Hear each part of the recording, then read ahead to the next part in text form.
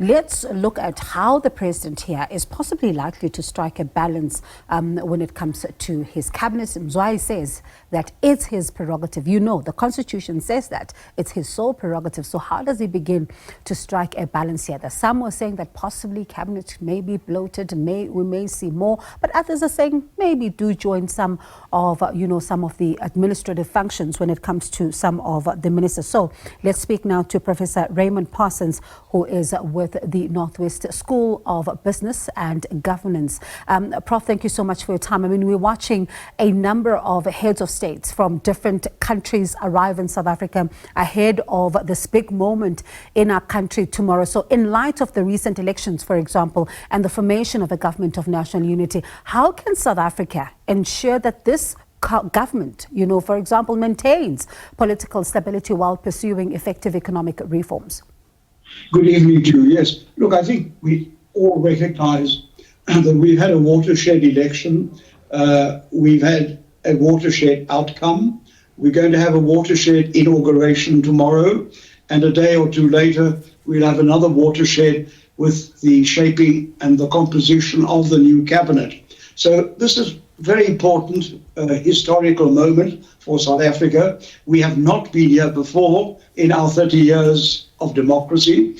And certainly speaking as an economist, that you know that our business community and the markets have been very apprehensive in the early months before the election. There was a lot of uncertainty as to what might happen, where the chips might fall, what the outcomes might be. But I think, to cite the title of my own recent book, which is Tipping Point, Reform or Turmoil, looking at South Africa's political economy over the next few years, we are very pleased, I think, at the outcome that we've fallen on the side of reform, and that all the political forces now being mobilized are aimed at implementing the reforms that South Africa needs so that we get a bigger, stronger and better economy in the future. That's tremendously important, and all the intentions, the instruments that are surrounding these watershed moments leading up to the formation of the cabinet, there is a statement of intent, as you know, and those guidelines are going to shape what we will see in the government of national unity. Of course, not only at the national level, bear in mind that in at least two of the provinces, there will also be governments of provincial unity. So, Prof, then, especially, when you're mentioning that there's this need for accountability and all of that, but there's also, of course, a need for delivery when it comes to, the government of national unity. What specific policies or reforms should this particular government prioritize, for example, to demonstrate tangible results in addressing, some of the challenges that we face in the country? You think about unemployment, you think about poverty as well as inequality. Well, let me respond at two levels. The first is, whatever the ideologies that have been at play in this election, the overall message from the electorate was an instruction to deliver. And that is what our government of national unity must see as its highest priority, that it will be judged by what it delivers.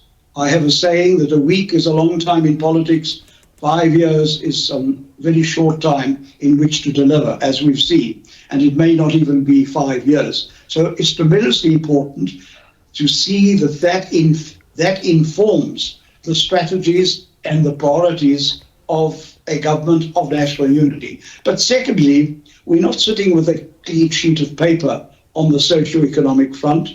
There are a number of half-forged policies and projects that just need to be kick-started and to be implemented more speedily. So we don't have to reinvent too many wheels. For example, if you take the National Development Plan, which was recently updated, that has been supported by almost all the political parties in Parliament, and in fact the ANC government has hoisted its petard on the National Development Plan. So I'm saying once again, there's a lot of common ground there, and that can be identified very quickly in order to implement what is still outstanding and to make our economy bigger, stronger and better. But more specifically, the three areas that were identified a year or so ago which were the priorities for cooperation between the government and business, were energy and the logistics, Transnet, for example, and of course, crime and corruption. That's work in progress, but it needs to be expedited. Now, hopefully, with the backing of a government of national unity, all that will be expedited and help to turn the economy around, make people feel that things are going to get better, that there's hope that we will do things not only differently, but better in future, so that we can turn this economy around in the way it should be. 1%, 1.5% growth, which is below population growth, is simply not good enough for South Africa, and that has been the overall message of this election. We have an instruction to deliver something better. And, you know, Prof, we're looking on the side of the screens right now, various heads of state arriving from different parts of the SADC region. You know, one thinks about a number of these countries that South Africa would have some historical and quite significant ties with. Let's speak about this particular government now, you know, this new 7th administration, and how does it also begin to continue to craft its own way around finding its position in the continent and also continuing from where we've been positioned? I think one of the bridges here, which I think we must not overlook or underplay, is the African Continental Free Trade Agreement, to which we are committed and all our sister nations on the continent.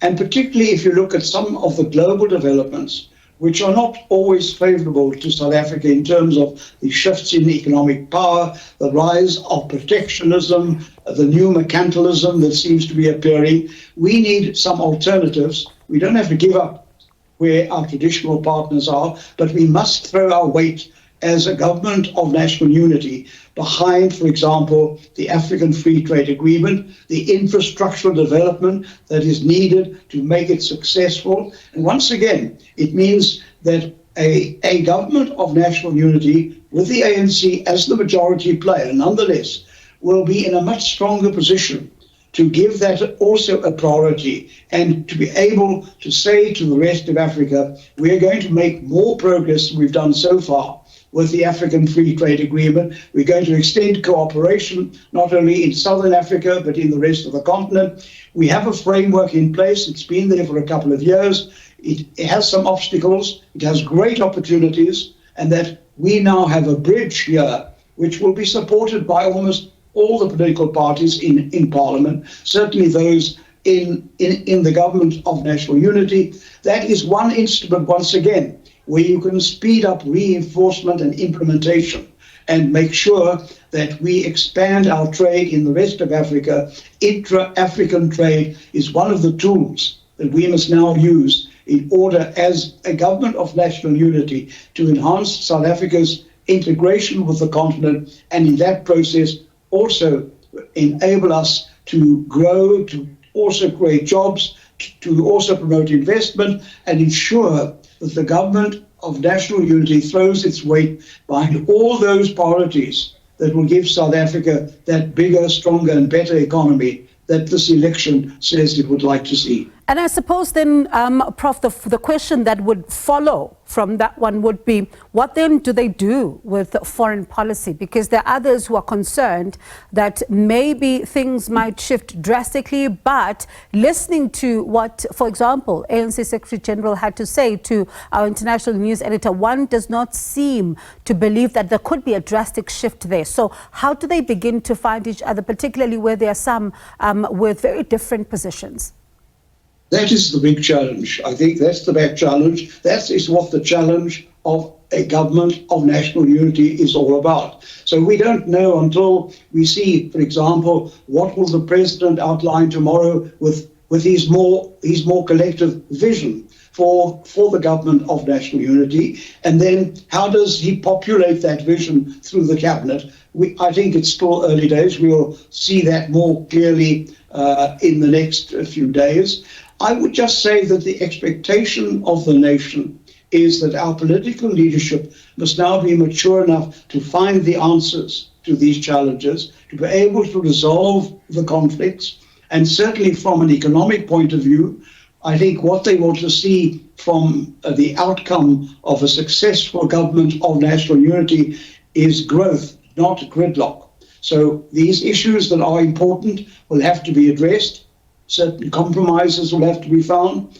But with the statement of intent, is that if that is concretized, and those are the guardrails that are available to make a success of the government of national unity. So whether it's foreign policy, growth policy, transformation policy, we need to understand that a government of national unity needs to build on what has been agreed, change what needs to be changed, and above all, implement what has to be implemented in order to give people the better life that they're asking for.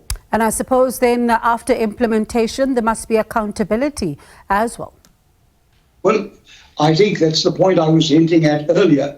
In the normal course of events, you'd say you've got 5 years in order to show what you can do. At the end of the day, you are accountable to the electorate and to the stakeholders and to business, all part of the expectation that a government of national unity will now have deliverables that will turn this economy around, will build confidence not only in the nation, but among investors and among the business community whom we count upon to lay some of the economic foundations of the future.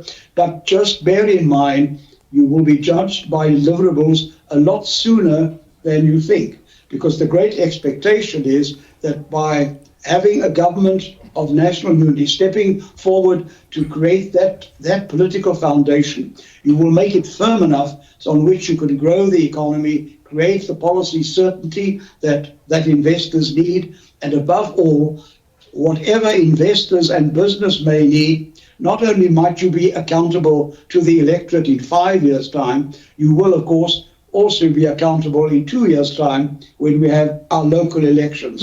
So the pressure is on to deliver and show that it is absolutely essential to have a government of national unity that has the ideas, the energy, and the thrust to implement what is needed, so that when you do have to face the electorate, you can look them in the eye and say, we have done not all, but a great deal of what we thought we had promised we could do as a government of national unity for South Africa. Prof, appreciate your time. That was Professor Raymond Parsons there, who's with the Northwest School of Business and Governance.